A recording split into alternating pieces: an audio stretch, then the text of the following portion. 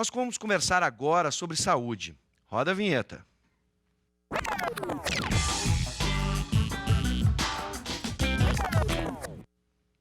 Nosso assunto hoje no quadro é a saúde da sua boca. O professor de odontologia da UBRA, Flávio Renato Reis de Moura, está conosco. Boa noite, seja bem-vindo, professor. Boa noite, Bives. Um prazer estar aqui. Bom, quando a gente fala, é um quadro de saúde e muita gente às vezes associa ou vai procurar o dentista só em casos estéticos. Quebrei o dente, Sim. ou tá doendo e eu não quero ficar, banguela, entre aspas. As pessoas associam muito, pensam muito no sorriso. Okay. Mas quando a gente fala sobre saúde bucal, a própria palavra, o termo já diz, né? A gente está falando de estética, mas de saúde. O ditado aquele, a gente morre pela boca, mas Sim. a boca é a porta de entrada para muitas doenças. Sim. Não, na verdade, né, Bives, o conceito de estética e saúde, eles são interligados. Sim. Né? E a gente não pode ter uma estética sem saúde bucal. Né? Sem saúde da gengiva, sem saúde das superfícies dentárias e até mesmo da saúde da própria função, que é a mordida da pessoa.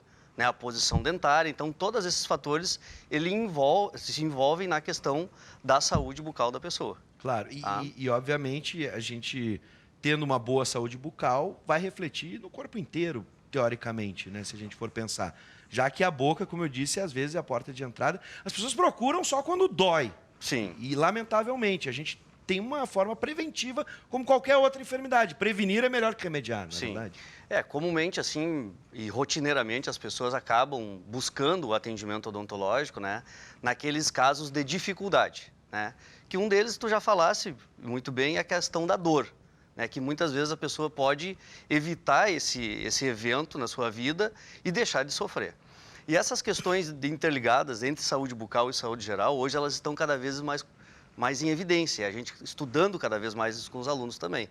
Né? Para ter noção, nós temos uma íntima relação da saúde bucal, da doença periodontal, com a questão da diabetes mellitus, né? Que são doenças que se retroalimentam. Sim. Então, às vezes a pessoa está lá no médico, e o médico prescrevendo uma insulina e fazendo insulina, baixando o nível de glicemia da pessoa, porém ela está com uma infecção gengival que está retroalimentando essa questão da doença do diabetes mellitus. Este é um exemplo. Esse é um exemplo, claro. E a gente teria outros até para citar, né? Vamos para a parte prática, que eu acho que é o nosso principal objetivo. Eu vou convidar o doutor Flávio para se aproximar aqui, porque nós preparamos um espaço, né, para que as pessoas de casa possam entender. Por exemplo, doutor Flávio, por gentileza, aqui, professor, como pode ser feita uma boa escovação? A gente, primeiro, vamos identificar, né, os males que acontecem. Só antes da gente por trabalhar... favor, caiu o meu fone aqui, mas tudo bem. É televisão, gente. Trabalhar isso acontece. Com a doença, a gente precisa trabalhar e entender um pouquinho da saúde. Sim. Né? Então, vamos explorar um pouco aquela imagem que está aqui conosco. Nós temos aqui uma pessoa que está usando aparelho ortodôntico, e esse aparelho ortodôntico, ele funciona como um fator, por exemplo, retentivo do biofilme bacteriano ou da placa bacteriana propriamente dita. Tá? Então, essas pessoas que utilizam qualquer aparelho, seja ele ortodôntico ou de ordem protética, eles precisam ter uma atenção maior. Mas aqui a gente consegue ver uma cavidade bucal que se está relacionada com a saúde bucal. E está buscando mais saúde com o posicionamento dentário. Nessa imagem de baixo, a gente consegue ver também essa questão da saúde bem estabelecida, com essa gengiva de uma cor rosácea, né? A gengiva completamente aderida à margem do tecido dentário, sem nenhum problema de sangramento gengival ou alguma presença de placa bacteriana. Acho que a gente poderia passar, tem mais uma outra imagem aqui importante. Por gentileza, vou pedir para a produção. Falar. Aqui, ó, essas imagens, a gente já começa a ver essa papila gengival, que é esse contorno, né, entre os dentes, que fecha esse espaço interdental, já com um contorno doente. Eles têm um edema muito forte. Nessa imagem superior, a gente consegue detectar melhor isso. Ó. Apesar de chamar a atenção o posicionamento dentário, que não está dentro do padrão que a gente gostaria, né, que a gente elege como um padrão estético ideal, mas essa pessoa ela pode ter uma saúde bucal de uma maneira bem importante, que é diminuir esse edema gengival, esse inchaço da gengiva que está sendo ocasionado pela retenção do biofilme e também chamado placa bacteriana, que nessa imagem ela está um pouco até distorcida em função das várias nuances que a gente tem aqui da própria placa bacteriana. Tá? Muito bem, eu vou pedir para a gente... Luizinho, vem cá, Luizinho. Não vou escovar teus dentes, tá? É televisão, gente. É sempre bom. Eu gosto de mostrar porque isso só demonstra que o programa é ao vivo, né, doutor? Okay. É ao vivo. Bom, já caiu o meu ponto aqui, agora a gente arrumou. E eu quero saber o seguinte... tá bom aí, Luizinho? O Luizinho está aqui atrás. Como é que a gente pode escovar o dente corretamente? Porque, por exemplo, obrigado, viu, Luizinho? Ó, tá aí, palmas pro Luizinho, passou na frente ainda, que coisa maravilhosa, né? A gente ensaia tanto. Sim. Bom, voltando agora para o nosso assunto. As pessoas, por exemplo, confundem muito força, usam muita força para escovar o dente, achando que parece que estão lixando uma parede mesmo. Né, o troço esfregando. É necessário a força? Como é que a gente pode escovar bem os dentes? Sim. Até para não machucar. Vamos começar, assim, pela questão dos instrumentos que a gente vai utilizar. Tá, Bives? Pode ser? Perfeito. Então, primeiro, o mais comum é a escova dental. Essa escova ela precisa ter uma característica importante, ou melhor, duas. Sim. A primeira delas é ser uma escova macia. Todo estabelecimento comerciário que tu vai para fazer a compra de um determinado instrumento desses, lá tu vais encontrar... Então, a escova macia, média ou dura. Sim. Tá? Então, busca a escova macia também. As pessoas acham que a dura, ela vai ter uma durabilidade maior e vai limpar mais. Não vai ficar aquela descabelada. Pelo contrário. Tá? Até a gente já pode perceber que a escova dental ela tem um período de validade que é em torno de 3 meses. Ah, importante. Tá? Tem gente que morre com a escova. Vai depender, assim, ó, do tempo de utilização, da forma de utilização, da força que tu utiliza, tá? Claro. Se tu possui um aparelho ortodôntico na tua boca também, que a tendência é danificar mais a cerda da escova. Danifica mais rápido. Exatamente. Ele está ali, é um fator estranho que vai... Mas tu precisa utilizar. Não precisa deixar de herança a escova. Não precisa deixar de herança. Tá, perfeito. Tá? O outro instrumento é o fio dental. Ok. Né? Sempre quando a gente for fazer a higiene bucal, é importante a gente pensar. Pelo menos 2 instrumentos eu tenho que utilizar. Sim. Tá? Porque o fio dental, a gente vai ver depois que ele entra num local onde a escova não entra. Tá? Esses são fatores, fatores importantes. Eu posso usar o exemplo aqui, porque como eu usei aparelho, algumas pessoas em casa que usaram o aparelho tem a tal da contenção. Sim. E aí existe uma espécie de uma agulhinha. Nós já vamos chegar lá. Vamos chegar lá com o fio dental, porque fica difícil para quem tem a contenção. Tá, então primeira coisa, a gente já viu a questão dos instrumentos. Né? Existem várias técnicas. A técnica de Bass é a técnica que tu vai escovar os dentes da gengiva para os dentes. Perfeito. Mas hoje o mais importante não é a técnica. O mais importante é que a pessoa faça o quê? Que ela consiga desenvolver uma habilidade tal que ela escove todos os lados dos dentes. Tá? Esse lado de fora, digamos assim, que fica entre a face externa aqui da boca e a bochecha, e essa face que fica para o lado da língua também. Perfeito. Que é importante. Tá? Geralmente as pessoas escovam muito essa parte que morde aqui, que faz a trituração dos alimentos. Sim. Tá? Mas ela tem que escovar a parte externa, que é a parte vestibular, e a parte interna, que fica para o lado da língua, que é a parte lingual. Tá? Essa região da parte lingual dos dentes anteriores é fundamental, não sei se você está conseguindo pegar bem aqui, ótimo, que a pessoa faça esse movimento de dentro para fora, porque essa região aqui é uma região muito propícia a acúmulo de placa. A parte de trás dos dentes, como é que a gente chama? De trás. É a face aqui lingual. Lingual. Face essa lingual. Parte de trás. Faz frente, no caso, para a parte da língua. Tá? Mesma coisa é a parte palatina, porque daí nós temos o palato. Sim.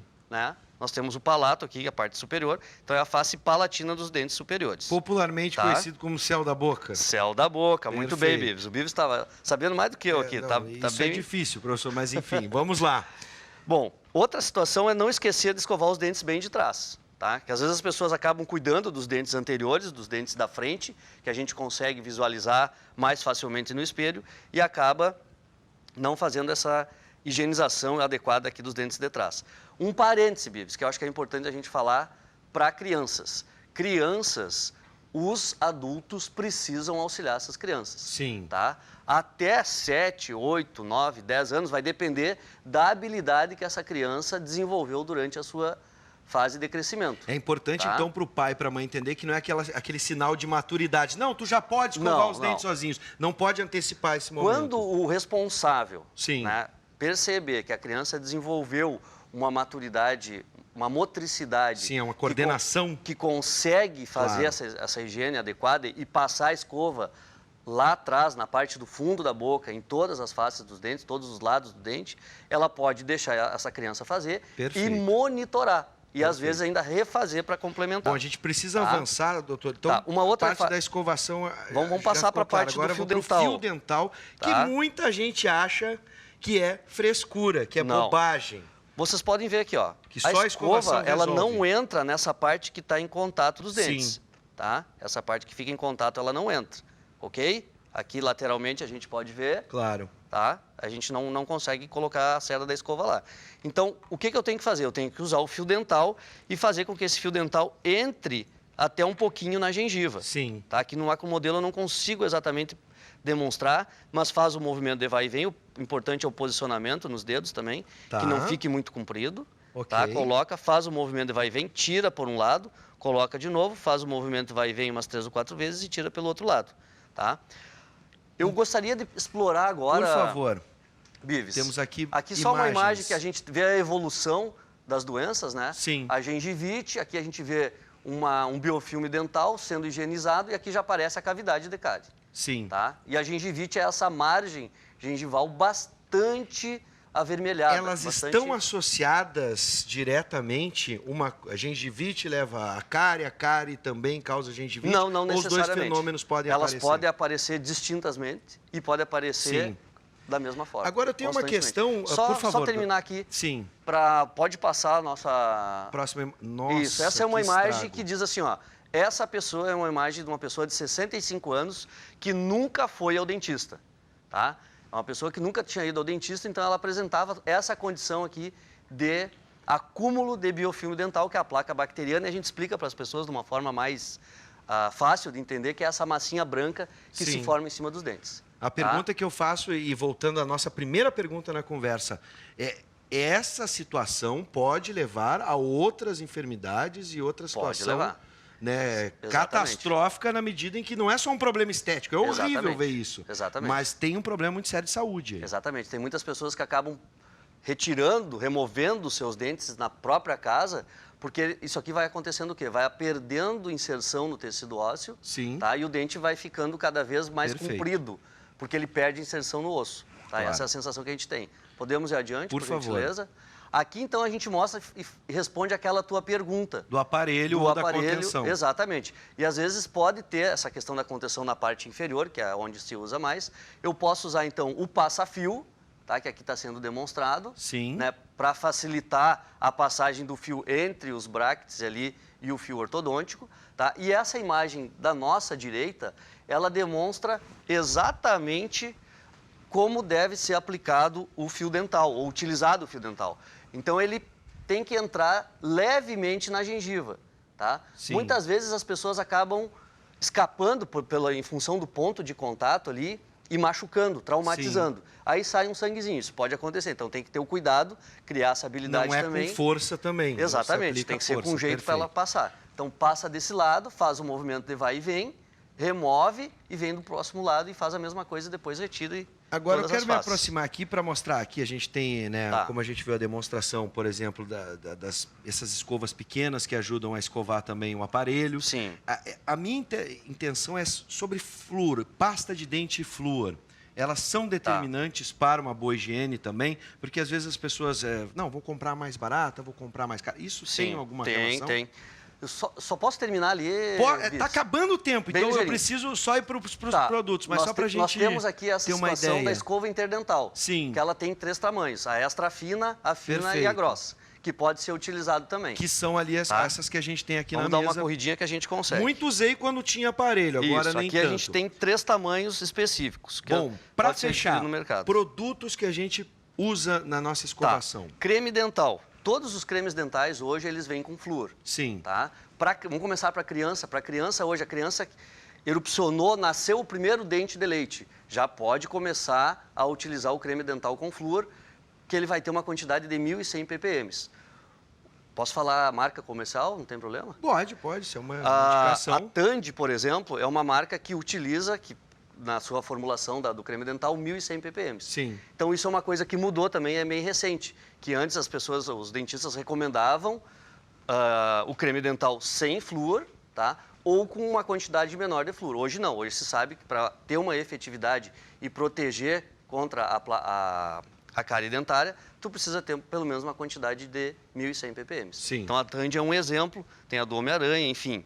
Tá? Importante assim também, ó, crianças de 0 a 5 anos, 0 a 2 anos, perdão, tá? Utilizar a quantidade de creme dental como se fosse um grãozinho de arroz. Sim. Porque o flúor também ele pode ocasionar em excesso uma situação que é a fluorose dentária, que é aquela mancha branca que a gente também não quer desejar para a situação da pessoa. Pra gente... Indo para o adulto. Infelizmente, nosso tempo acabou, mas eu preciso, então, só entender sobre pasta de dente para adulto. Tá. Quando a gente for comprar, o que é o mais indicado? Porque são tantas ofertas que a gente vê, uma clareia, outra tem isso, outra... Enfim, qual que deve ser pelo menos a média para que a gente possa ter uma boa pasta de dente?